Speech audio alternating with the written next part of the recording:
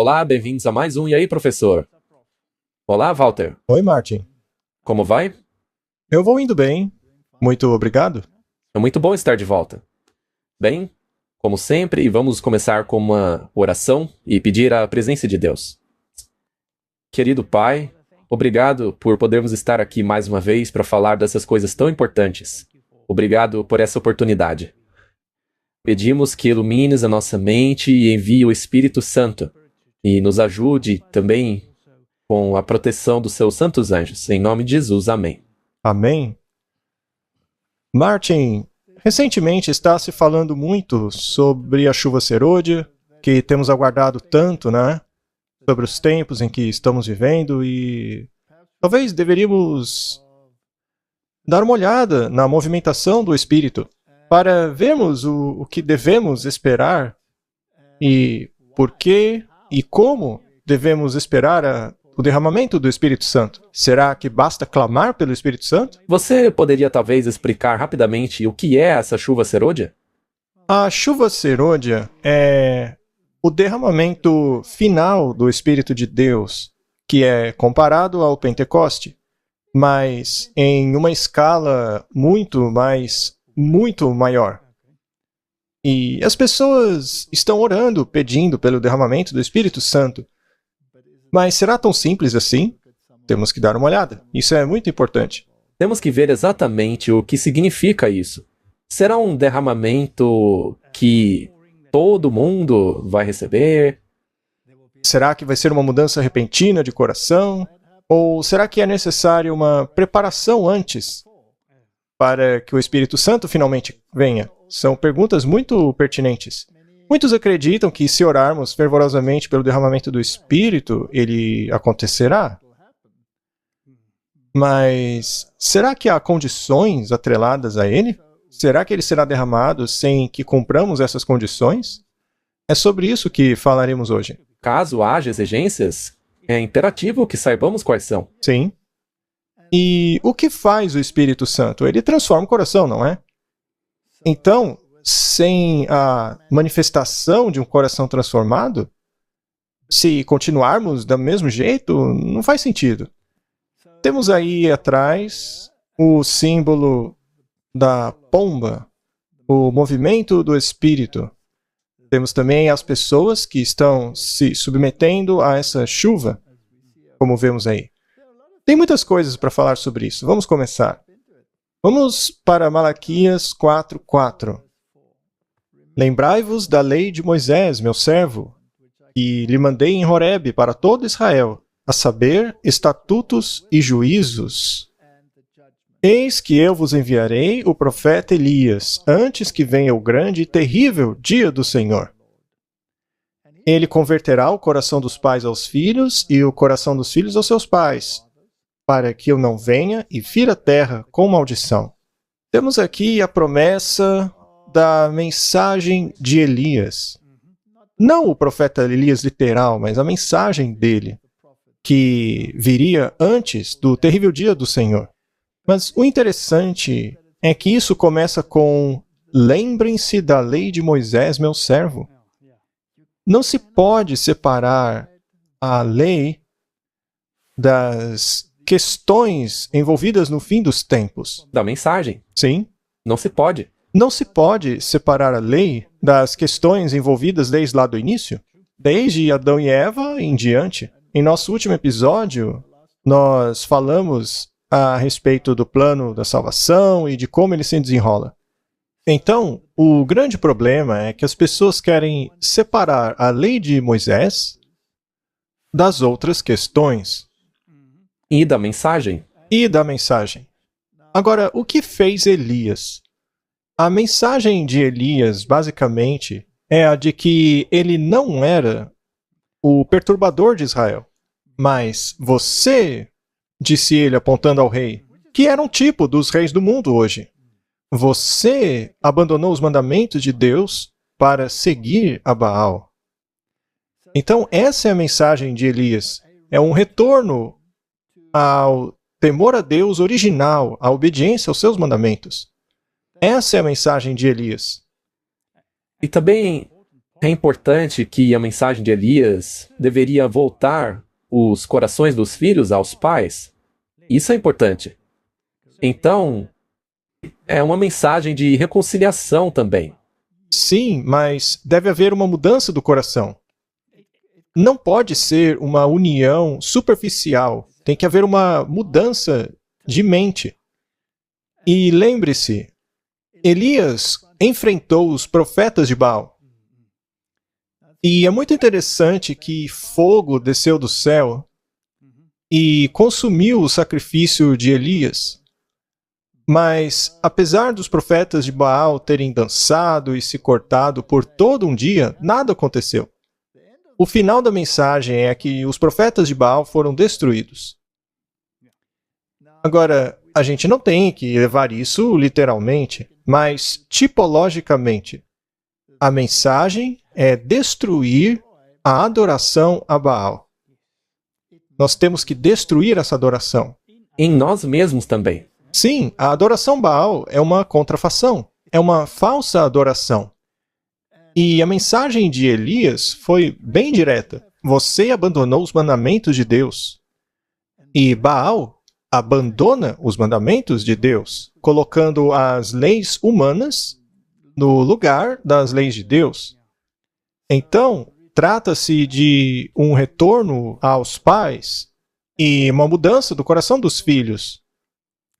Tiago 5 nos diz: sejam pacientes, irmãos, até a vinda do Senhor.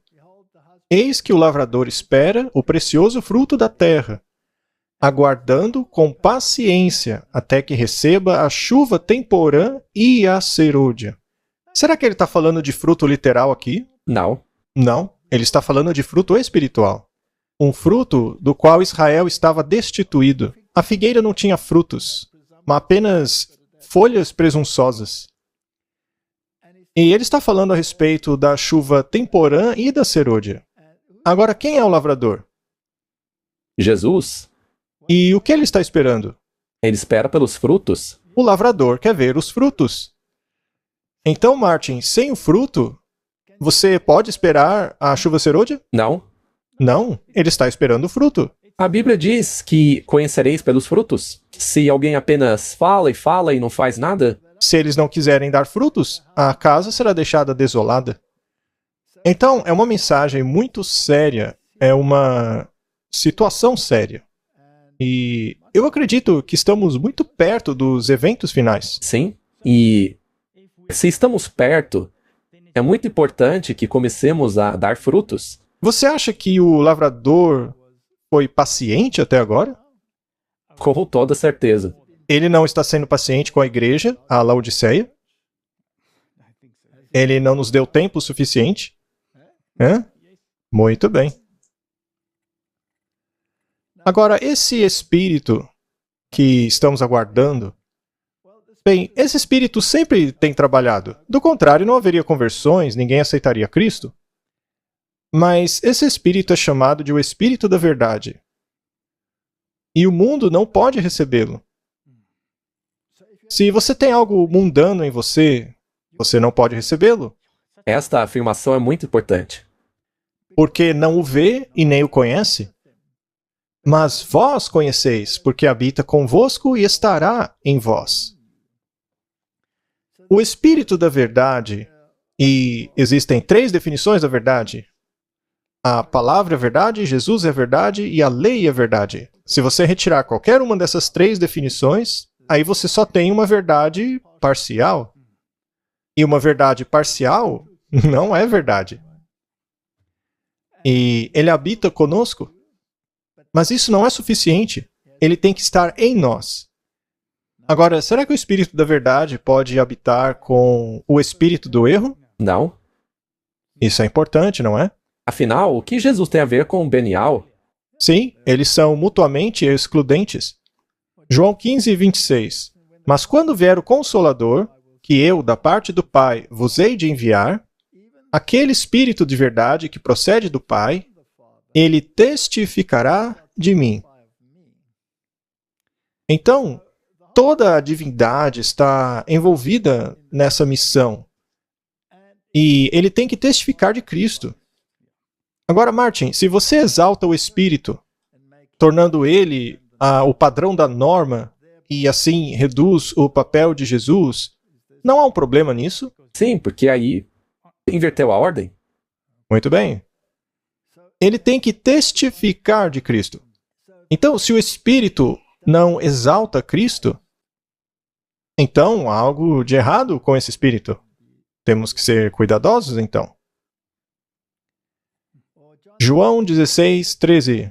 Mas quando vier aquele Espírito da verdade, ele vos guiará a toda a verdade. Ou seja, a palavra se tornará muito preciosa. Jesus se tornará muito precioso. E a lei se torna muito preciosa. As três coisas. Porque não falará de si mesmo, mas dirá tudo o que tiver ouvido, e vos anunciará o que há de vir. Então, o Espírito não apenas testifica de Cristo, ele não apenas testifica da verdade, mas ele também é profético. Ele te diz aquilo que vai acontecer. Agora, o João Paulo II disse que o Espírito é aquele o qual devemos adorar. Isso está errado. Isso não está correto, porque o Espírito deve testificar de Jesus, não é? Este é o grande objetivo do Espírito. O foco não deve sair de Jesus para o Espírito. Mas também não podemos subestimar o Espírito, porque sem ele, que foi enviado da parte do Pai e do Filho, você não poderá suportar os últimos dias. 1 João 4, 6. Nós somos de Deus. Aquele que conhece a Deus nos ouve. Aquele que não é de Deus não nos ouve. Nisto conhecemos nós o Espírito da verdade e o Espírito do erro. João testificou de quem? Qual foi o seu grande objetivo da vida? Testificar que Jesus é Deus. Que Jesus é o Filho de Deus. Que Jesus é o Criador. Então, se o Espírito não corrobora essa mensagem, na verdade é o espírito de erro. É simples assim. Você não pode desconectar as duas coisas. Muito bem. João 14, verso 26. Eu acho que todo mundo deveria ler o capítulo 14 todos os dias. Sim, apenas para ficar fresco na cabeça. Mas o Consolador, essa é uma palavra tão reconfortante, não é? Que é o Espírito Santo, que o Pai enviará em meu nome, ele ensinará todas as coisas e trará todas as coisas à lembrança de tudo aquilo que eu disse a vocês. Muito bem, temos aí uma promessa. Número 1, ele nos ensinará todas as coisas. Todas as coisas que Jesus ensinou. Toda a verdade. E quanto da verdade pode se deixar de fora? Nada. Temos que aceitar a verdade toda. Podemos então jogar fora o Antigo Testamento? Não, claro que não. Pois é. E trará todas as coisas à lembrança. Por causa de nossos cérebros fracos, de uma natureza caída, nós precisamos do Espírito Santo para nos lembrarmos de certas coisas, para revirar algumas coisas no cérebro, né? De tudo aquilo que eu disse a vocês. Conforme você acabou de dizer, Jesus não ensinou o Antigo Testamento? Bem, o profeta não disse, quando nem havia Novo Testamento ainda, que as profecias não vêm do homem, mas de Deus, uma vez que o Espírito de Deus falou por meio deles? João 16, verso 7. Todavia digo-vos a verdade, e vos convém que eu vá.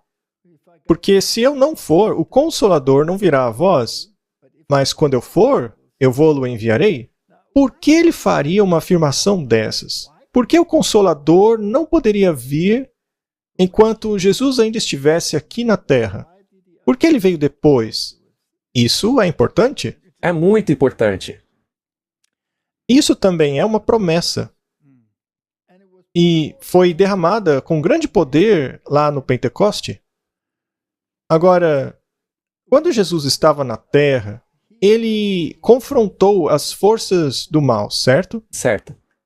Sim. E ele as venceu no jardim do Getsêmani.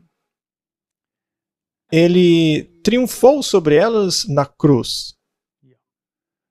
E aí ele teve que ir ao seu pai. Inclusive ele disse a Maria, não me detenhas, porque eu ainda não subi para o pai. Mas eu vou para o pai e voltarei.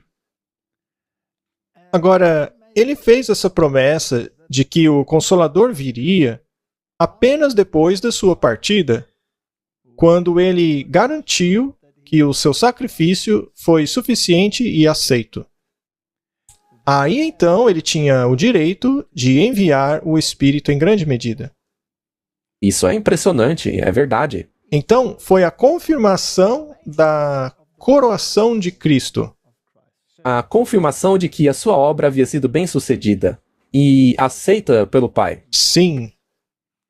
E quando ele vier, qual seria o seu objetivo? Convencer o mundo do pecado, da justiça e do juízo. Agora, quando você pensa no movimento pentecostal, reprovando o mundo de pecado, pecado é transgressão da lei. Mas a maioria do movimento pentecostal diz que a lei foi abolida já. Então, eles removeram a terceira definição da verdade. Não é? E da justiça. De onde vem a justiça? De Cristo. E do juízo. Juízo significa a norma do juízo. Qual é a norma do juízo? A lei. A lei. Então, ele convenceria o mundo da transgressão da lei, que, por sua vez, é a norma do julgamento, do juízo. Ou seja, é melhor você aceitar a justiça de Cristo, do contrário, não terá defesa no juízo. Sim, você será condenado pela lei. Muito bem. E do pecado, porque não creram em mim. Por que Cristo teve que morrer? Nós falamos sobre isso já. E o pecado é a transgressão da lei, mas rejeitar Cristo é rejeitar a lei. Exatamente. Não dá para separar. Porque é o caráter dele. Não dá para fazer isso. E da justiça, porque eu irei para o meu Pai e vocês não me verão mais. Então temos aí a promessa da aceitação do sacrifício. Da justiça, ou seja, se é aceitável o sacrifício dele, para justificar a humanidade por meio da justiça dele. Ou seja, vocês verão isso quando eu for para o meu Pai e não me virem mais. Aí o Espírito será derramado. Não faz sentido? Sim, totalmente. Muito bem. E do juízo, porque o príncipe desse mundo já foi julgado? Então, quando o derramamento do Espírito Santo acontecer, significa que Cristo já pegou as chaves de volta. Jesus, mais uma vez, é aquele que redimiu a humanidade neste planeta. E o príncipe deste mundo, que é Satanás, já está julgado. Então, o derramamento do Espírito é a confirmação da vitória e da coroação de Cristo. Impressionante. É interessante. E as pessoas normalmente não leem esses versos. Eles apenas passam os olhos por cima. Não param para analisar por que as palavras são tão estranhas. Elas vos dão uma imagem geral do porquê o plano da salvação não acabou apenas ali na cruz, mas continuou até o céu. Sim, aonde ele agora está intercedendo por nós. Temos um advogado no céu. É a Bíblia que diz isso. O Confortador é chamado de o Espírito da Verdade. Isso foi retirado do livro desejado de todas as nações. Todos deveriam ler esse livro. Sua obra é definir e manter a verdade. Ele primeiro habita no coração como Espírito da Verdade e depois torna-se o Consolador. Considerando o mundo no qual vivemos agora, eu acho muito necessário que tenhamos um Consolador, você não acha? Do contrário, enlouqueceríamos aqui. Mas outra coisa que eu vejo aí é... Se você tem o Espírito da Verdade, aí ele se torna o Consolador. Mas se você não tem o Espírito da Verdade, ou se você acha que tem o Espírito, mas não guarda a definição da verdade, da qual a lei faz parte, você não será consolado. Não será consolado. Existe consolo e paz na verdade, mas não há paz real e conforto na falsidade. É por meio de falsas teorias e tradições que Satanás ganha o seu poder sobre a mente. É por conduzir o homem às falsas normas que ele corrompe o caráter. Por meio das Escrituras, o Espírito Santo fala a mente e impressiona a verdade no coração. Isso é muito, mas muito importante. É por meio da palavra, que é a definição da verdade, que Deus fala a nós. O texto não diz que ele fala a nós por meio dos nossos sentimentos. Isso é muito importante. Pule fora do movimento carismático. É um movimento emocional. Exato. Eles dizem que você não recebeu o Espírito se você não teve a emoção. Sim. Portanto, ele expõe o erro e o expulsa da alma. É pelo Espírito da verdade, trabalhando por meio da palavra, que Cristo subjuga o seu povo escolhido a ele mesmo. Então, se você nega a palavra e exalta a experiência, você está num terreno muito perigoso. Ao descrever aos seus discípulos a obra do Espírito Santo, Jesus buscou inspirá-los com a alegria e esperança que estava em seu próprio coração. Ele regozijou por causa da abundante ajuda que ele proveu à sua igreja. O Espírito Santo foi o maior de todos os dons que ele poderia solicitar ao seu Pai para a exaltação de seu povo.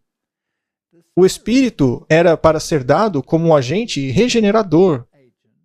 E sem ele, o sacrifício de Cristo não teria valia nenhuma. Então, o Espírito regenera o seu caráter. Ele trabalha no coração. Deve haver uma mudança. Não é só uma manifestação de um poder, e esse poder seria a evidência da aceitação de Deus. Não. Na verdade, isso te humilha. Certamente. E não te exalta. Com certeza. É o Espírito que te faz perceber o quão baixo você está por causa do pecado. O poder do mal tem sido fortalecido há séculos, e a submissão do homem a este cativeiro satânico é incrível. O pecado poderia ser resistido e superado apenas pela obra poderosa da terceira pessoa da divindade, que viria sem energia modificada, mas na totalidade do divino poder. Eu acho que algumas pessoas podem ficar bravas com essa declaração, você não acha? Mas é isso que está escrito. E se você comparar isso ao que lemos em João, aí não restam argumentos. Não tem nem o que discutir. É o Espírito que torna efetivo aquilo que foi trabalhado pelo Redentor do mundo. É pelo Espírito que o coração é purificado. Martin, qual é a obra do Espírito? Nos transformar. E não manifestar a outros que, de repente, você é um super ser. Não. E também é te tirar do mundanismo. Sim. Por meio do Espírito, o crente torna-se participante da natureza divina. Cristo deu seu Espírito como um divino poder para superar toda hereditariedade e tendência cultivada para o mal, assim como para imprimir o seu próprio caráter em sua igreja. Então, a obra do Espírito Santo é a transformação do caráter. Essa é a obra. E se ele não faz isso, então é outro Espírito. Eu queria fazer só uma pequena propaganda. Acho que as pessoas deviam assistir aquela série Transformação Total. Muito bem. Os primeiros discípulos seguiram adiante pregando a palavra. Eles revelaram Cristo em suas vidas. E o Senhor trabalhou com eles, confirmando a palavra com sinais que se seguiam. De acordo com Marcos 16, 20. Esses discípulos prepararam-se para a obra. Antes do dia de Pentecoste, eles se reuniram e resolveram todas as suas diferenças. Estavam em uníssono. Uau! Todas as diferenças? Todas. Qual é a condição para o derramamento da chuva serôdia? Essa era a condição. Deveriam ter uma mente. O mesmo propósito. Martin, você pode orar pelo derramamento do Espírito Santo sem colocar em prática esta condição? Não? Isso está sendo feito no mundo? Sim, em todo lugar. As pessoas estão orando, mas não estão fazendo aquilo que é necessário. Elas têm as suas ideias, e os outros têm outras ideias, e se chamam de várias coisas diferentes, mas não colocam de lado as diferenças. Eles acreditavam na promessa de Cristo de que a bênção seria dada, e eles oraram em fé. Eles não pediram por uma bênção para eles mesmos apenas. E estava sobre eles o fardo da salvação de almas. Isso é muito importante. Por acaso, a manifestação desse derramamento é egoísta, querendo provar a outros que você está sendo aceito? Ou, pelo contrário, é um desejo de salvar outras almas? Veja, às vezes, a gente diz que queria que Jesus voltasse, mas até isso pode ser egoísta. Sim, eu quero que ele volte. Mas será que eu quero salvar outros? Será que eu quero ver outros salvos? Todo cristão verdadeiro deveria querer isso. O Evangelho deveria ser levado às partes mais longínquas da terra, e para isso clamaram o poder que Cristo havia prometido. Aí então, o Espírito Santo foi derramado e milhares foram convertidos em um dia. Martin, é muito importante estarmos todos de acordo. Apenas uma questão. Será que para voltar, Jesus está esperando que a igreja seja de uma só mente? Martin, você acha que algum dia toda a igreja terá apenas uma mente? Não. Eu também acho que não. Mas será que há pessoas dentro da igreja que, por meio do estudo e da oração, estão adquirindo uma mesma mente? Sim. Então Jesus está trabalhando nas almas? Sim. E não haverá uma sacudidura? Sim. A gente ainda vai falar sobre isso. Mas quem está no controle de tudo? É Deus ou é a humanidade? Será que Deus está dependendo da igreja? Ou é a igreja que está esperando que Deus manifeste o seu povo? Essa é a diferença. Essa é uma analogia muito boa que você fez. Eu gostei mesmo. Deus está no controle, e não depende da igreja. Não, é presunção achar que Deus está preso a nós. Não, vai chegar a hora quando ele dirá prontos ou não, os eventos finais começarão. E então, é o que você acabou de falar, a igreja dele, aqueles que estão aguardando, estarão prontos. Eles estarão prontos e em harmonia um com o outro.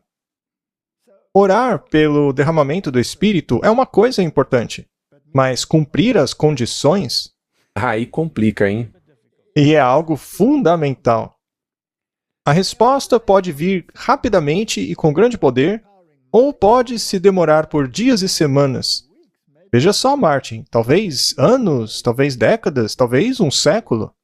Mas Deus sabe como e quando responder nossa oração.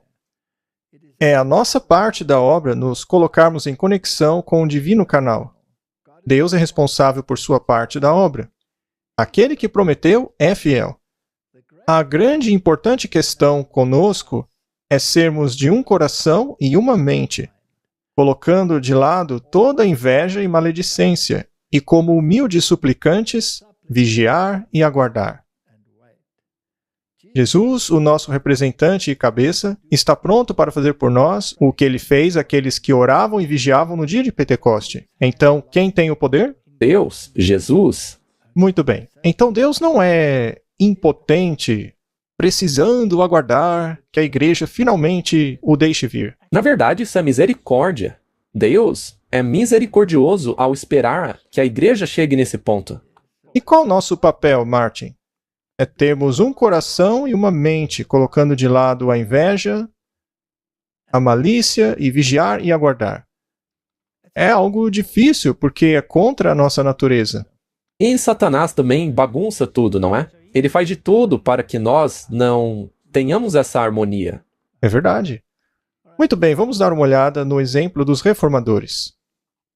Isso está no livro A História da Redenção, a retirada dos fiéis. Após um longo e severo conflito, os poucos fiéis decidiram dissolver toda a união com a Igreja Apóstata se ela ainda se recusasse a libertar-se do engano e da idolatria. Foi isso então que os reformadores fizeram. Lutero, Calvino, Knox, não importa, Ridley, Cranmer, todos eles se separaram das igrejas. E por quê? Porque a igreja se recusou a libertar-se do engano e da idolatria. A Igreja Católica Romana mudou qualquer coisinha de suas doutrinas desde então?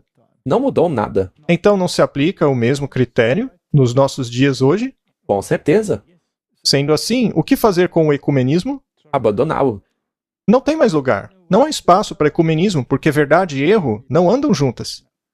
Muito bem. Então, o que eles fizeram? Eles viram que a separação era uma necessidade absoluta se queriam continuar obedecendo à palavra de Deus. Nada mudou, Martin. Ainda é uma necessidade absoluta hoje. Eles não ousavam tolerar erros fatais às suas próprias almas e dar um exemplo que poderia pôr em perigo a fé dos filhos e filhas. Então, quando os corações dos filhos se voltam para os pais, isto significa que você deve aceitar que o erro ainda é erro e você não pode se associar a ele. E só para esclarecer, que isso é um chamado para nos separarmos dos falsos sistemas, mas as pessoas dentro deles ainda precisam ser alcançadas. Correto? Precisamos ajudar as pessoas a verem a verdade. A fim de conseguirem paz e unidade, eles precisariam fazer concessões com relação à sua fidelidade a Deus. Mas eles sentiram que nem mesmo a paz valia esse risco. Se o único caminho para a unidade fosse comprometer a verdade e a justiça, então que haja diferença, até mesmo a guerra. Veja só, Martin. Para eles, a verdade era mais importante do que a unidade. Isso é muito claro. E faz muito sentido. E houve diferenças? Claro, Houve guerra? sem dúvida. Muito bem. Quão bem faria para a igreja e para o mundo se os princípios que governaram aquelas almas fosse reavivado nos corações do professo povo de Deus. Martin, vamos fazer um desafio bem direto para a igreja hoje, Para o professo povo de Deus. que vai contra aquilo que pessoas em alta posição hoje estão defendendo, já que estão dispostas a fazer concessões doutrinárias em troca da paz. Exato. Precisamos abandonar essa ideia de sermos aceitos aos olhos do mundo. O que importa é ficarmos firmes pela verdade. Martin, com relação a 1844 e a proclamação da primeira mensagem angélica, o tempo do seu juízo chegou. Adore o Criador. Pregue o Evangelho eterno, ou seja, volte às raízes, volte à Bíblia, aquilo que a Bíblia ensina e não as tradições. Aí veio a segunda mensagem angélica. Caiu a Babilônia, onde o povo foi compelido a também separar-se das igrejas que se recusavam a aceitar a norma. E o mesmo aconteceu na época dos reformadores. E aí vem a terceira mensagem angélica: não aceite a marca da besta, não aceite o falso sistema e normas em lugar dos reais. Isso tem acontecido desde então. A primeira e a segunda mensagem não pararam. Elas ainda estão sendo pregadas. E a terceira deve também ser pregada. Correto? Muitos que professam aguardar e acelerar a vinda de Cristo estão se conformando a esse mundo, buscando com mais afinco o aplauso daqueles ao seu redor do que a aprovação de Deus. Eles preferem estar em uma certa lista para assim serem aceitos pelo mundo. Essa lista diz cristão. Ainda que, por exemplo, os mormons e todas as outras denominações nem mesmo se qualifiquem como cristãos para estar nessa lista. E a gente tem que fazer concessão para estar nela. Eu não acho que a gente devia estar, viu? Eles são frios e formais, como as igrejas nominais, das quais eles se separaram por um pouco de tempo.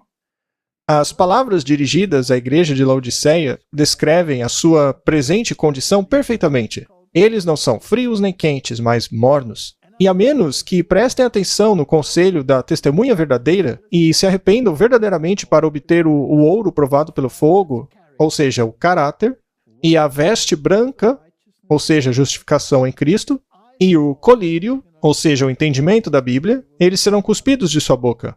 É bem direto. E é bíblico. Essa é a condição.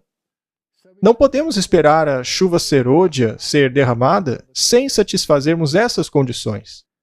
Esse trecho também é tirado da história da redenção. O apóstolo Paulo declara que todo aquele que vive piedosamente em Cristo Jesus sofrerá perseguição. Eles serão chamados de terroristas. E isso é uma promessa. Mas por que então parece que a perseguição esfriou tanto hoje em dia? A única razão para isso é que a igreja se conformou à norma do mundo e assim não desperta oposição. Não é a pura verdade? Eu acho que isso provou o nosso ponto. A religião de nossos dias não é a religião pura e santa que marcou a fé cristã nos dias de Cristo e seus apóstolos. É somente por causa do espírito de amizade com o pecado, porque as grandes verdades da palavra de Deus são tão indiferentemente consideradas, porque há tão pouca piedade vital na igreja, que o cristianismo é aparentemente tão popular no mundo. Mas espere só haver um reavivamento da fé e poder da igreja primitiva. Então o espírito da perseguição será reavivado e os fogos da perseguição reacendidos. Martin, você acha que a igreja está pronta para o derramamento do Espírito Santo? Não. Deve haver uma sacudidura, não é? Tem que ter uma sacudidura. E eu acho que deve haver muita introspecção de nossa parte. De todos nós, cada um de nós. Ninguém está imune disso.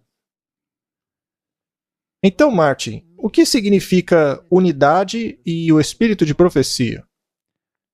E lá vamos nós arrumar encrenca de novo. É o nosso trabalho, não é?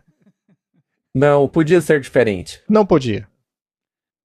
Alguns que não estão dispostos a aceitar a luz, mas que preferem andar nos caminhos de sua própria escolha, irão estudar os testemunhos para encontrar neles alguma coisa que encoraje o espírito da descrença e desobediência. Assim, um espírito de desunião será levantado. Mas devemos ter união, não é? Sim. Mas o que trará desunião? Quando começamos a negligenciar os testemunhos. Sim, e a dar um novo formato a ele. Talvez dizendo que esses escritos não têm a mesma autoridade. Ou talvez apenas para o tempo dela. Ou talvez apenas para o passado, né? E assim o espírito da desunião será levantado, pois o espírito que os leva a criticar os testemunhos também os levará a vigiar os seus irmãos para encontrar neles algo para condenar.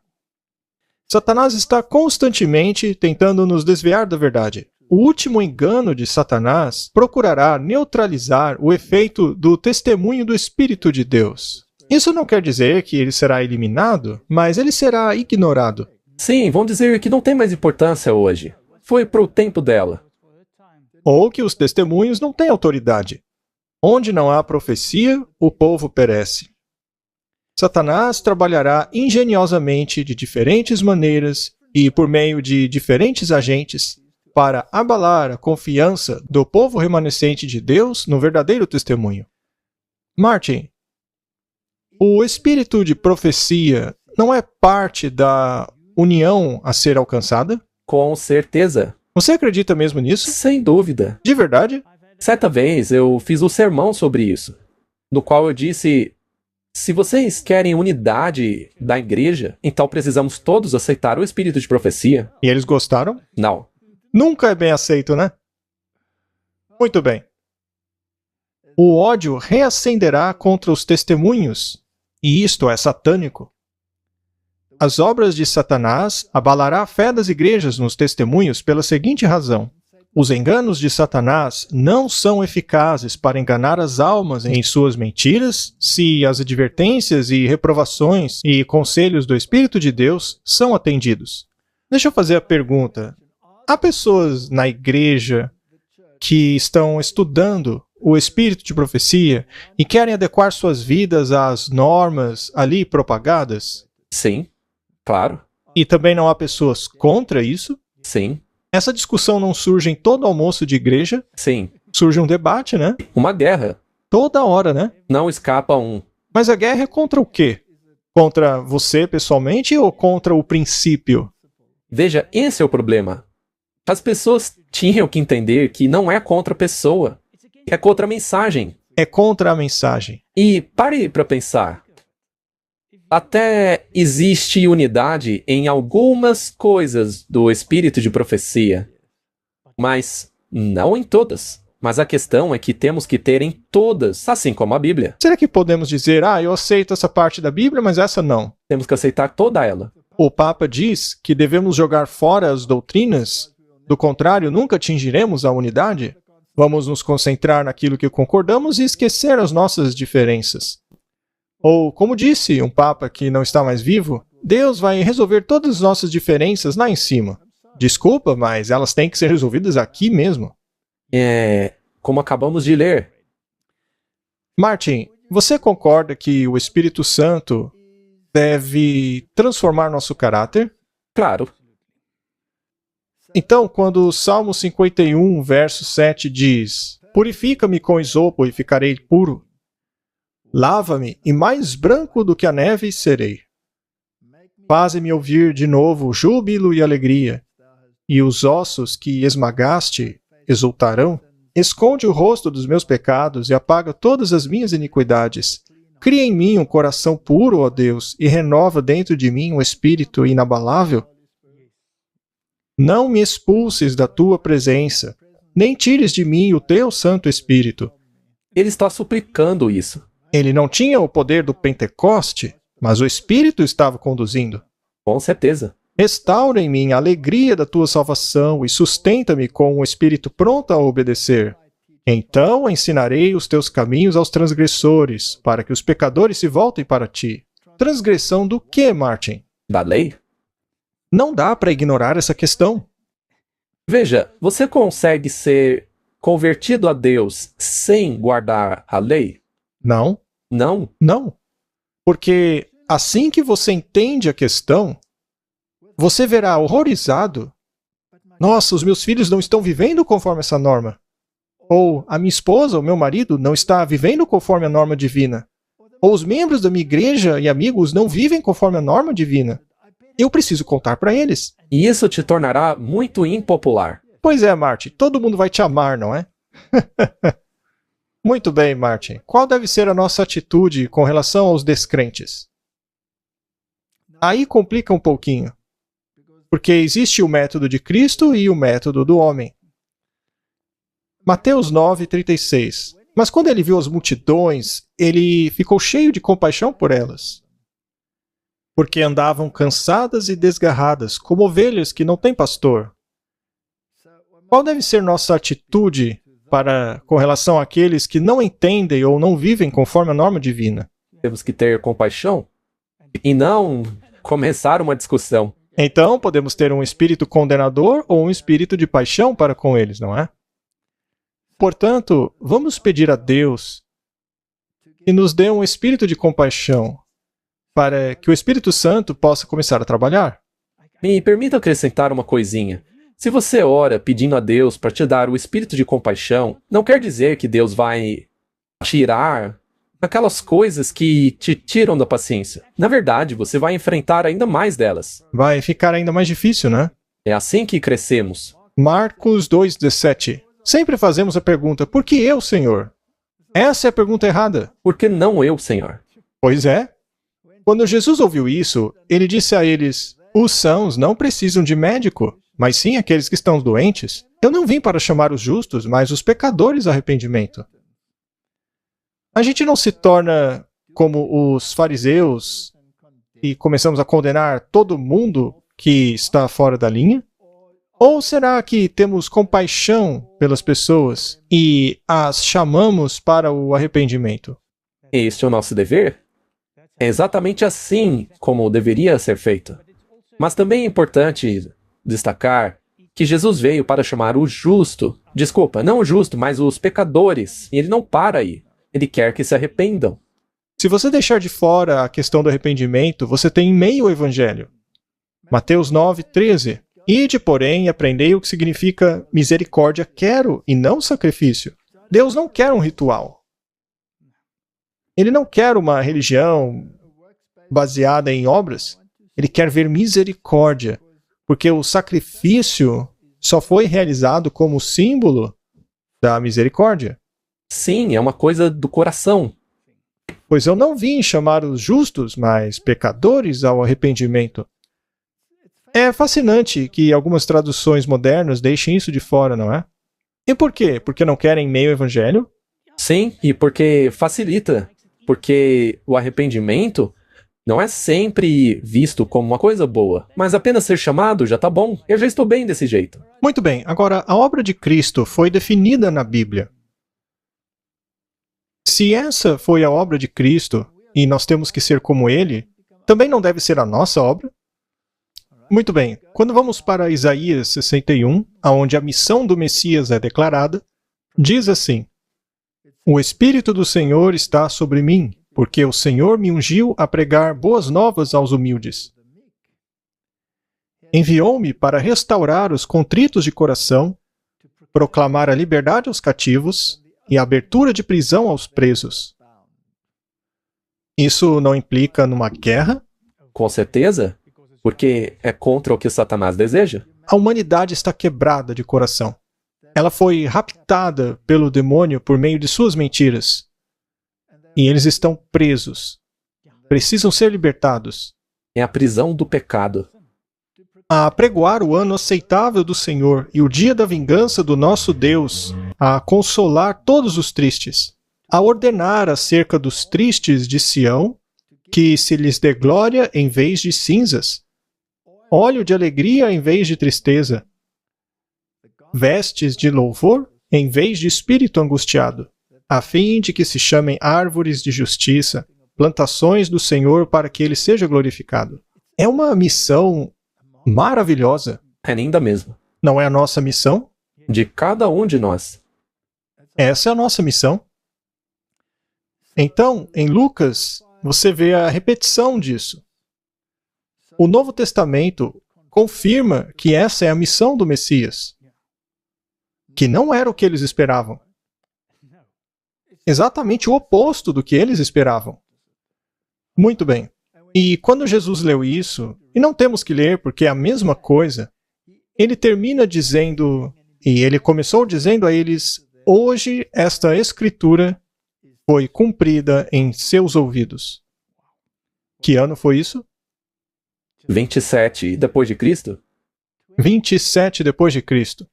Ele tinha acabado de sair da experiência do deserto e disse: hoje essa escritura foi cumprida em seus ouvidos. O povo ficou feliz com isso? Não. Porque ele estava aplicando a missão do Messias a ele mesmo, mas eles tinham distorcido a missão do Messias. Parece familiar, não é? É realmente incrível. Quando Cristo deu aos seus discípulos a promessa do Espírito, ele estava se aproximando do fim de seu ministério terrestre. Ele estava na sombra da cruz, com uma compreensão total da carga de culpa que deveria ser colocada sobre ele.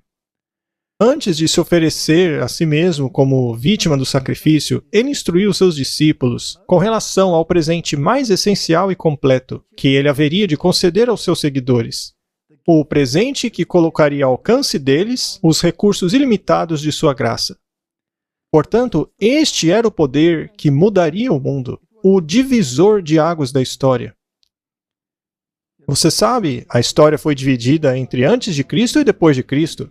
E eles não gostam disso. Eles até mudaram a nomenclatura disso hoje em dia, o que é algo ridículo, idiota e patético. Não faz nem sentido. Eles se recusam a usar o nome de Jesus, porque eles não querem reconhecer que ele foi o divisor da história. Eu vou orar ao Pai, disse ele, e ele dará outro Consolador, para que habite com vocês para sempre.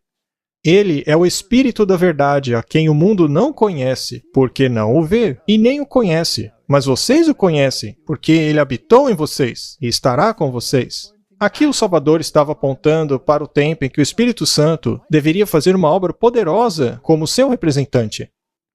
O mal que havia se acumulado por séculos deveria ser resistido pelo poder divino do Espírito Santo. Marty, como você pode se endireitar com Deus? Você tem que permitir que o Espírito o transforme. Há qualquer poder dentro de você para isso? Não, e essa é a parte bonita. Ele, o Santo Espírito, é que vai guiá-lo para Cristo, que por sua vez é o único caminho. Quando você pondera sobre essas coisas, quando se considera o movimento pentecostal, será que vemos isso daí acontecendo lá ou vemos outra coisa? Vemos algo totalmente diferente. Veja, por exemplo, o ministério do Benny Hinn. Tudo gira em torno do poder. Poder, poder, poder. Pisando em serpentes, ter força. Não se fala nada sobre humildade e submissão. O Espírito Santo representa os reinos do mundo sob o símbolo de bestas predadoras poderosas. Mas Cristo é o Cordeiro de Deus que tira o pecado do mundo. João 1:29. Em seu plano de governo, não há emprego de força bruta e forçação da consciência. Não vamos estabelecer nenhum reino pela força. Os judeus aguardavam pelo reino de Deus ser estabelecido da mesma maneira que os reinos do mundo. A fim de promover a justiça, eles recorriam às medidas externas. Eles criavam métodos e planos, mas Cristo implanta um princípio. Ao implantar a verdade e a justiça, ele combate o erro e o pecado. É por isso que é tão importante que a igreja e o Estado não se unam. Exato. Afinal, por que a igreja precisaria do Estado para impor algo? Não para implantar um princípio. Com certeza não. Não se pode implantar um princípio. Não se pode forçar um princípio. Quantas vezes se tentou isso? O comunismo tentou isso. Ele quer forçá-lo a pensar de uma certa maneira, mas esse princípio não é sustentável. Martin, hoje em dia se fala sobre a era pós-moderna. Estamos vivendo na era pós-moderna. E você pensa, o que significa isso? Era pós-moderna. Bem, até a década de 60, mais ou menos, nós estávamos no que chamavam de Era da Razão. Ela foi iniciada pelos pensamentos como Descartes, Voltaire e da Revolução Francesa. A razão acabou tirando o lugar da revelação. Agora, você tem uma geração baseada na razão. E ela floresceu, você teve o progresso científico e todas essas coisas. Mas um vazio desenvolveu-se na alma. Sim, acabou se formando uma divisão também.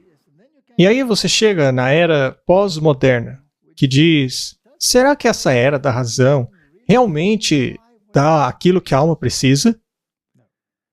E aí chega a geração X. Geração X. E você se pergunta, por que todos esses termos? De onde eles foram tirados? A geração X é da década de 60, de 1962 até 1980. Essa geração que cresceu sob as mais terríveis circunstâncias, na qual o significado da vida parece não ter valor. O mundo das drogas explodiu, e então essa geração acabou vendo que essa era da razão não te preenche. A maioria deles cresce com os seus pais porque não são capazes de comprar nada sozinhos. Eles não conseguem empregos, são destituídos de habilidades, são uma geração descartada. E se você olha para a estatística deles, eles têm a maior taxa de divórcio de toda a história da humanidade. Esta geração foi uma geração pisoteada. E nós estamos vivendo com essa geração, afinal eles são os adultos de hoje. E, na verdade, essa geração deu, digamos assim, nascimento à era da razão. As pessoas não querem nem mesmo mais casar-se. Pois é, e essa geração deseja por algo melhor do que aquilo que as gerações passadas prometeram e ofereceram. Essa grande prosperidade, que nunca é materializada. Que eles não podem comprar nenhuma casa. Estão constantemente mudando os seus relacionamentos, a maioria usa drogas. Eles sempre buscam por algo. Até mesmo o cristianismo foi reinventado e dado a eles como alguma solução. Então, Martin, existe essa fome por algo mais. E eles vão reinventar o cristianismo. Veja só você. É a mudança do pêndulo, Martin. E milhares de pessoas desiludidas podem aderir a isso. E se não tiverem as condições, acabarão indo para a perdição. Quão importante é, portanto, colocarmos isso sob a perspectiva correta? É crucial, porque como você disse, muitas pessoas estão desesperadas procurando algo em que se apoiar, e não será uma transformação do coração. Pois é, você tem essas mega personalidades da TV, de repente aceitando todas as normas do cristianismo e padrões que foram enterrados pela Era da Razão. Essa geração X pós-moderna na qual estamos vivendo. Estamos vivendo em um tempo muito fascinante, no qual a humanidade está muito vulnerável. Trata-se de uma humanidade desiludida. Elas não sabem que caminho seguir? Há qualquer confiança que podemos ter no governo, por exemplo? Nenhuma, não é? Tem alguma confiança nas fraternidades, mesmo o mundo científico, com todas as suas notas discordantes? Veja, o problema é que muitas pessoas se agarram a isso mesmo sabendo que isso não é digno de confiança, porque eles não têm nada mais a que se apoiar. E é aí que nós temos que entrar e mostrar para eles. É muito importante que compreendamos a missão do Santo Espírito. A graça de Deus toma os homens como eles são e trabalha como um educador, usando cada princípio no qual toda a educação depende. A firme influência da graça de Deus treina o homem nos métodos de Cristo. E cada paixão poderosa, todo traço de caráter defeituoso é trabalhado sob a influência do Espírito Santo. É o caráter dele, Martin. Até que o homem tenha um novo motivo e poder e torne-se cheio do Espírito Santo de Deus, conforme a semelhança da divindade. Se não houver essa transformação total, então não passa de uma transformação espúria. Não é nada. Cristo veio trazer salvação para todos ao alcance. Sobre a cruz do Calvário, ele pagou o preço infinito da redenção para o mundo caído. Sua autonegação, autossacrifício, autolabor, sua humilhação, acima de todas as ofertas por sua vida, testificam da profundidade de seu amor pela raça caída. Foi para buscar e salvar o perdido que ele veio à Terra. Sua missão era para todos os pecadores, pecadores de todos os graus, de cada língua e nação. Jesus pagou o preço por todos para redimi-los e trazê-los de volta à união e simpatia com ele mesmo. Os que mais erram, os mais pecadores, não passarão batido. Seu trabalho foi especialmente por aqueles que mais necessitam da salvação que ele veio para nos trazer. Quanto maior a necessidade da reforma, quanto mais profundo era o seu interesse, quão maior era a sua simpatia. E medidas tranquilas, respostas mansas, palavras agradáveis, são muito mais apropriadas à reforma do que palavras severas e ásperas. Poderíamos aplicar isso em nossas igrejas, não seria legal? Eu posso aplicar isso na minha vida agora mesmo. Veja, se nós começarmos a implementar isso, podemos então seguir adiante, podemos também pedir pelo Espírito Santo e a chuva serôdia. Apenas um pouco de rudeza já pode colocar a pessoa para além do seu alcance. Por outro lado, um espírito de conciliação poderia ser a maneira de atar a pessoa a você e, dessa maneira, estabelecê-la no caminho correto. Você deveria ter também um espírito perdoador e dar o devido crédito a cada bom propósito e atitude daqueles ao seu redor. Martin, com esse tiroteio de acusações que vemos hoje, será que estamos exibindo esse caráter? Não. Nós devemos olhar para nós mesmos também. Sim, mas pensando no que tem acontecido, e eu estou falando sobre a nossa igreja agora, eu acho que estamos deixando a desejar nesse sentido. Deus tem feito a parte dele na obra de salvação pelo homem, e agora ele chama pela cooperação da igreja. De um lado está o sangue de Cristo, a palavra da verdade e o Santo Espírito, e do outro, almas que perecem. Cada seguidor de Cristo tem uma parte a desempenhar no trazer homens a aceitarem as bênçãos providas pelo céu. Devemos examinar-nos a nós mesmos para ver se temos feito essa obra. Devemos questionar os nossos motivos e cada ação de nossas vidas. Será que não há muitos quadros desagradáveis pendurados nos corredores de nossa memória? Então, Martin, será que nós somos os melhores por sabermos a verdade? Não? Será que não há quadros desagradáveis nos corredores das nossas vidas? E ao olharmos para eles, talvez não deveríamos concentrar muito nisso, mas concentrar no que Cristo fez. Sim, isso é verdade. Você tem precisado constantemente do perdão de Jesus. Será então que a gente não deveria perdoar os outros também? Na oração modelo que Jesus deixou aos seus discípulos, que diz: perdoa-nos como perdoamos aos nossos transgressores. Então, se você não perdoar essas pessoas, você está pedindo ao Pai para não te perdoar. É isso mesmo. Você tem dependido constantemente de seu amor e compaixão.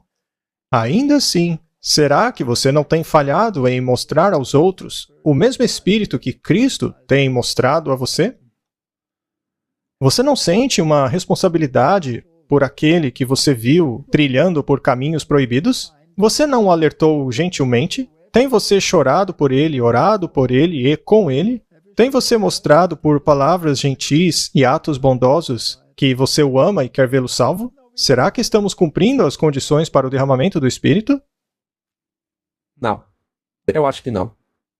Seu grande coração de amor foi profundamente movido por aqueles cuja condição estava desesperançosa, pelos que mais precisavam de sua graça transformadora. Mas, em meio a nós, tem havido aqueles que não têm demonstrado essa profunda simpatia e amor pelo tentado e errante. Muitos têm manifestado grande frieza e negligência pecaminosa, representando Cristo como se esse estivesse passando de longe, do outro lado, mantendo a maior distância possível daqueles que mais precisam de ajuda. As almas recentemente conversas frequentemente lutam com hábitos estabelecidos ou com alguma forma especial de tentação, e ao serem vencidos por essas grandes tendências e paixões, ele é culpado de indiscrição ou um erro real. E é aí que aquela energia, aquele tato e sabedoria são exigidos dos seus irmãos, para que possam restaurá-lo à saúde espiritual. Irmãos, se um homem cai em falta, vocês que são espirituais, restaurem-no a um espírito de mansidão, considerando a si próprios, para que também não sejam tentados. Nós, que somos fortes, devemos suportar as enfermidades do fraco e não agradarmos a nós mesmos. Martin, a obra do Espírito não é o que as pessoas esperavam. Elas queriam poder, mas precisavam de humildade. E mansidão e gentileza. Nós não temos que ler tudo, vamos apenas ler as partes salientadas. Permita que a ternura e misericórdia de Jesus, que foi revelada em sua própria preciosa vida, seja um exemplo a nós da maneira pela qual deveríamos tratar o nosso próprio, especialmente aqueles que são nossos irmãos em Cristo. Nunca perca uma oportunidade para dizer uma palavra de encorajamento e inspirar esperança. Eu queria que todos praticássemos isso. Bem, deveríamos começar a tentar. É que é muito mais legal condenar os outros. Ah, mas isso é porque nós não temos o espírito da verdade que nos convence do erro. Então agora, conscientes, acho que deveríamos viver assim daqui para frente. Muito bem. Posso falar mais outra coisa? É, claro. Nosso arsenal de encrencas é infinito aqui. Parece que a gente tem um repertório infinito de coisas que irritam as pessoas. Mas será que o nosso estilo de vida não tem a ver com isso aí? Claro. É uma daquelas partes em que tudo está bem, mas isso aqui a gente vê depois. Deus dará ao seu povo habilidade e tato para preparar comida integral sem essas coisas. Essas coisas seriam as coisas que fazem mal e não deveriam estar em nossas mesas. Que o nosso povo descarte todo tipo de receitas não integrais e aprendam a viver de maneira saudável, ensinando os outros aquilo que aprenderam. E possam ensinar esse conhecimento da mesma maneira que dariam instruções bíblicas. Isso aí é pesado para alguns. Veja, deixa eu colocar dessa maneira, veja. Algumas pessoas agora devem se lembrar o que acabamos de ler sobre mansidão e humildade. Então, por favor, não jogue pedra na gente. Apenas escute. Que o nosso povo ensine as pessoas a preservarem a saúde e aumentarem a força, evitando essa forma de cozinhar que tem enchido o nosso mundo de inválidos crônicos. Por preceito e exemplo, deixem claro qual alimento Deus deu a Adão em seu estado não pecaminoso. Esse detalhe é importante, para que assim vejam que essa alimentação é a melhor para aqueles que buscam reaver esse estado de santidade. Uau! Então, quem está trabalhando em você para ajudá-lo a recuperar esse estado? O Espírito Santo está trabalhando. Mas existem exigências a serem cumpridas. É igual às outras exigências que acabamos de ler. Isso aí é parte. Muito bem, Martin. A alimentação e o caminho estreito para alcançar o caráter de Cristo. As duas coisas estão juntas, não é? Ora, é óbvio que estão. Então, se você quer unidade, não deveríamos começar a tentar aplicar isso em nossa vida também? É claro. Isso não é parte do espírito de profecia e da mensagem bíblica? Será que o que está no nosso prato pode afetar o que está em nosso coração? Claro. Muito bem, Martin. Então temos que repreender o mal no mundo. Mas não podemos julgar a alma. E há uma distinção muito clara entre as duas coisas. Levíticos 19:17. Não odeie o seu irmão em seu coração. Não odiarás a teu irmão no teu coração. Não deixarás de repreender o teu próximo, e, por causa dele, não sofrerás pecado. Bom, aí diz que você não pode julgar, mas pode repreender. Sim, na verdade, você deve repreender. Eclesiastes 7:5. É melhor dar ouvidos à repreensão do sábio do que ao homem ouvir a canção dos tolos.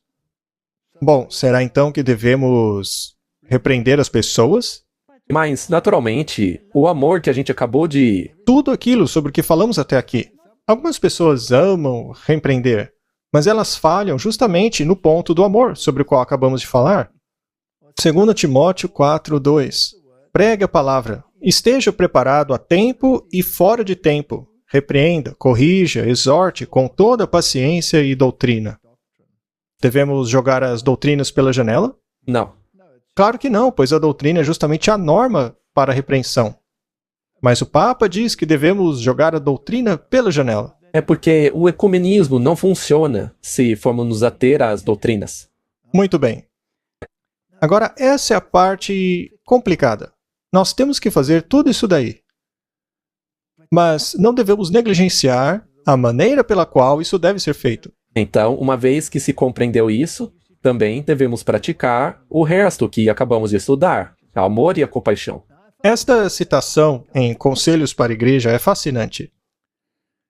Cristo humilhou-se a si mesmo para se colocar à frente da humanidade e enfrentar as tentações, suportar as provações que a humanidade precisa suportar. Ele precisa saber o que a humanidade enfrenta por parte do inimigo caído, para que assim ele possa socorrê-los quando forem tentados. E Cristo foi feito o nosso juiz. O Pai não é o juiz. Interessante. Não é interessante mesmo? Porque Jesus confirma isso. Ele diz: todo julgamento foi-me dado. Então, o Pai não é o juiz. Os anjos não são.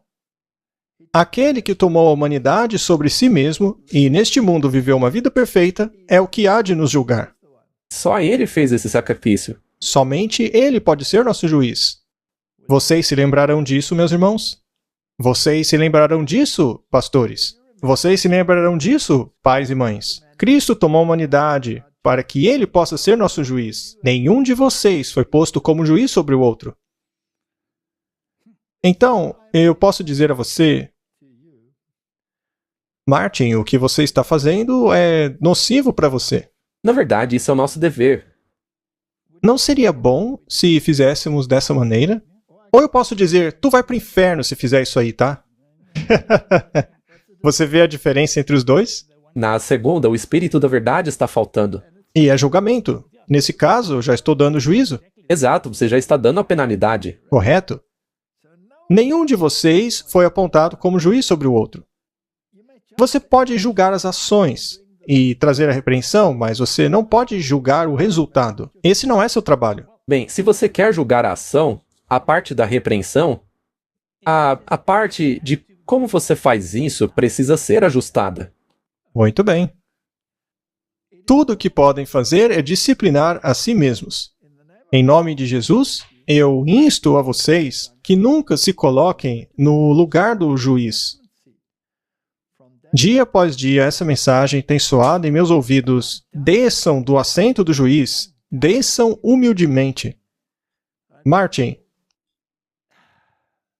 é isso aí que a gente devia estar fazendo. Esta é a direção na qual o Espírito quer nos conduzir. Veja, eu queria dizer que também existe um outro lado isso aí. Se alguém vai até você com uma repreensão de amor, você também deveria permitir o Espírito da Verdade trabalhar em você e aceitar a repreensão com um bom coração, ao invés de explodir em rebelião. Sim, mas ainda que explodam em rebelião, não temos autorização para julgá-los. A outra parte ainda precisa continuar mansa. Isso aí não é muito fácil, né? Muito bem. Agora entendemos o que o Espírito Santo deve fazer. Então, Martin, antes do Espírito Santo ser derramado em grande medida, Satanás tentará utilizar uma contrafação do Espírito, certo? E podemos ter certeza que nenhum desses atributos do Espírito original que acabamos de ver será parte do Espírito do engano. Haverá um espírito de contrafação antes do fim. Apesar da grande decadência da fé e piedade, existem verdadeiros seguidores de Cristo nas igrejas. Todas as igrejas, incluindo a Igreja Católica Romana. Com certeza. Incluindo as igrejas pentecostais, lá existem verdadeiros seguidores de Cristo. Antes da visitação final dos juízos de Deus sobre a terra, haverá entre o povo do Senhor um reavivamento da piedade primitiva que não tem se testemunhado desde os tempos apostólicos. O Espírito e poder de Deus será derramado sobre os seus filhos. E naquele tempo, muitos se separarão dessas igrejas nas quais o amor desse mundo suplantou o amor por Deus e sua palavra. Ambos, ministros e povo, irão alegremente aceitar as verdades que Deus determinou serem proclamadas para esse tempo, para preparar um povo para a segunda vinda do Senhor. O inimigo das almas deseja impedir esse trabalho. E antes que esses acontecimentos ocorram, ele tentará impedi-los por meio de uma contrafação. Nas igrejas onde ele pode levantar o seu poder enganador, ele fará parecer que a bênção especial de Deus foi derramada. Haverá a manifestação daquilo que se pensa ser um grande interesse religioso. Multidões exultarão, pensando que Deus está trabalhando maravilhosamente por elas, quando na verdade trata-se de um outro espírito. Sob um disfarce religioso, Satanás procurará estender sua influência no mundo cristão. Veja, uma das coisas que o movimento pentecostal tem conseguido no mundo é unir as igrejas. Eles têm exercido um papel fundamental no ecumenismo. Então, a doutrina é colocada de lado.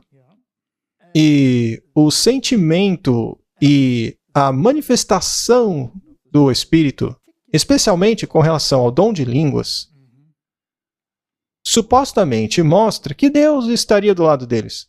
São sinais e maravilhas. Sinais e maravilhas. Ao mesmo tempo, a doutrina é desconsiderada. E aquilo que Deus separou por meio da reforma protestante está sendo reunido. Isso nos mostra que há algo de errado com esse espírito. Os sentidos de seres racionais serão tão confundidos que não se poderá mais confiar em suas próprias decisões. Uma grande barulheira confunde os sentidos, perverte aquilo que, se conduzido corretamente, poderia ser uma bênção.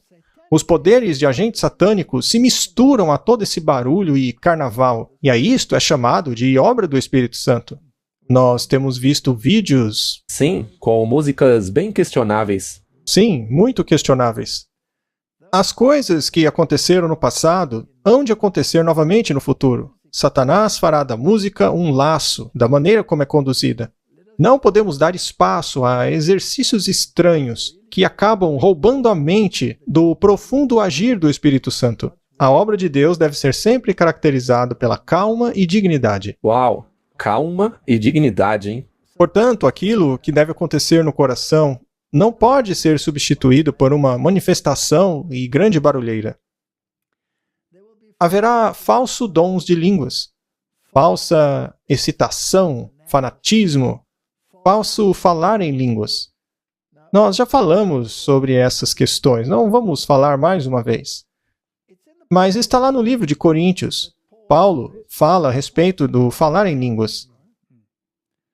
Ele toca na questão dos dons em outras epístolas também, por exemplo, a dos Efésios. E nela ele nem sequer menciona o dom de línguas. Mas as pessoas acabam pegando esse dom que é mencionado por último e colocando-o em primeiro lugar. É isso que as igrejas estão fazendo hoje em dia. Exatamente. E para eles, se você não recebe esse dom, é um sinal que o Espírito Santo não está agindo em você. Portanto, se você tem essa manifestação, você tem o Espírito.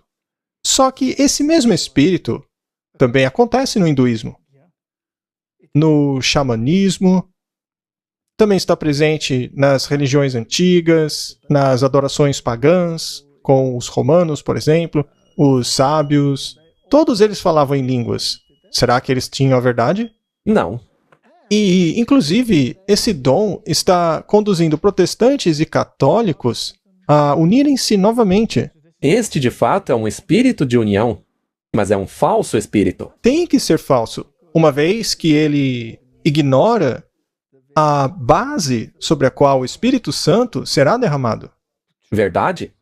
Afinal, essas igrejas não dizem que Deus acabou com sua própria lei? Sim. E acabar com a lei não é acabar com a verdade?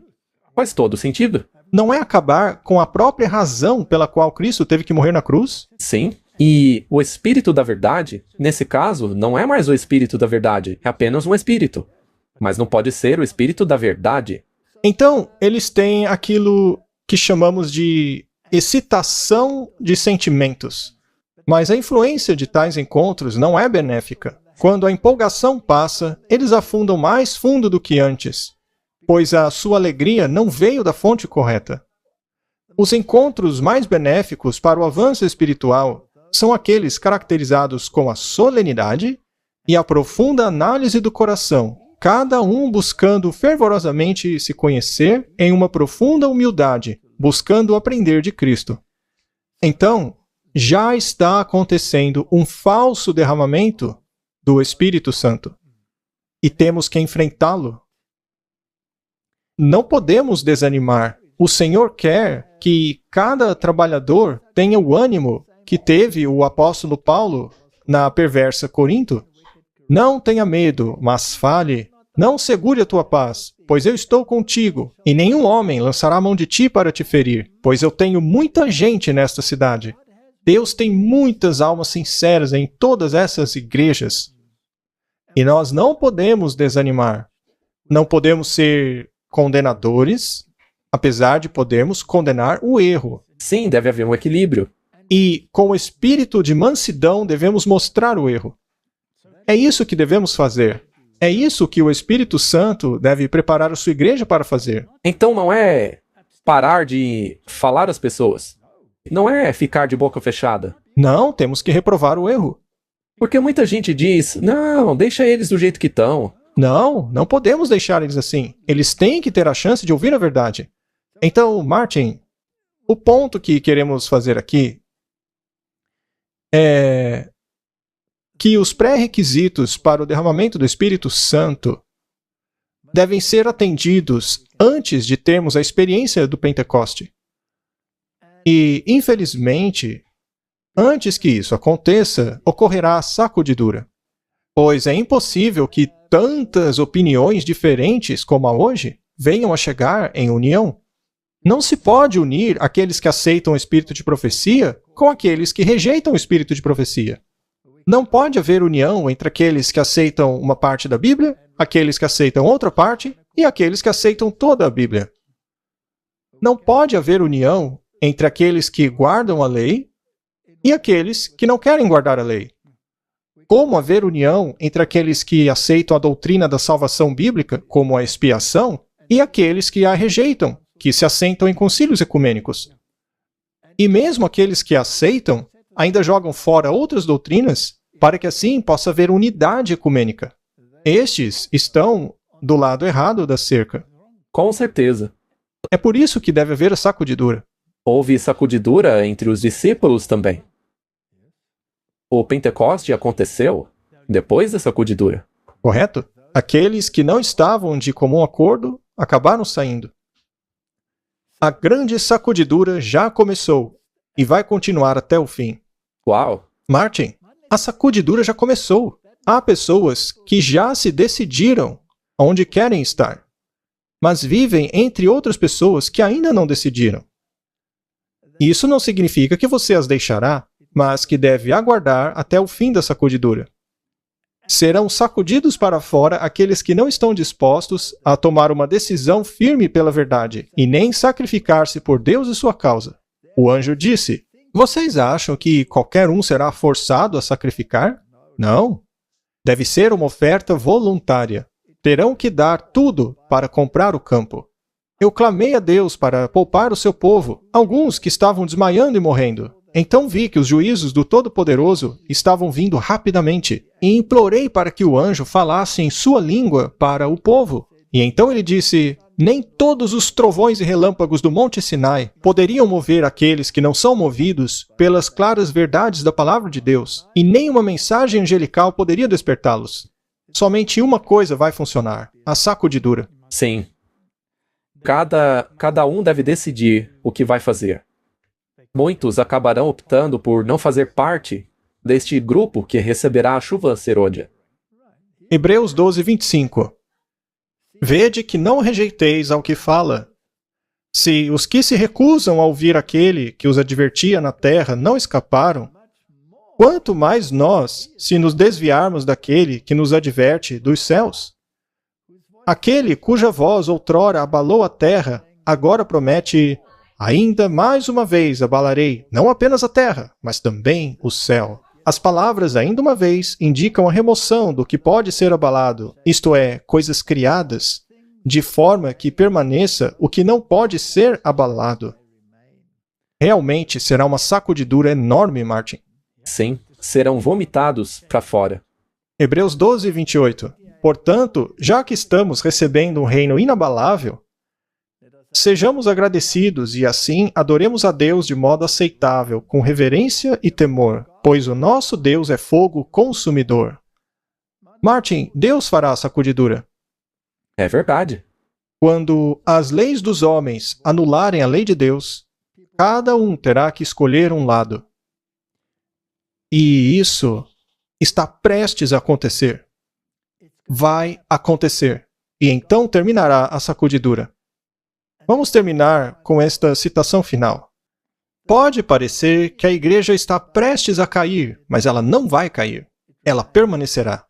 Enquanto os pecadores em Sião forem peneirados para fora, a peneira separará o precioso trigo.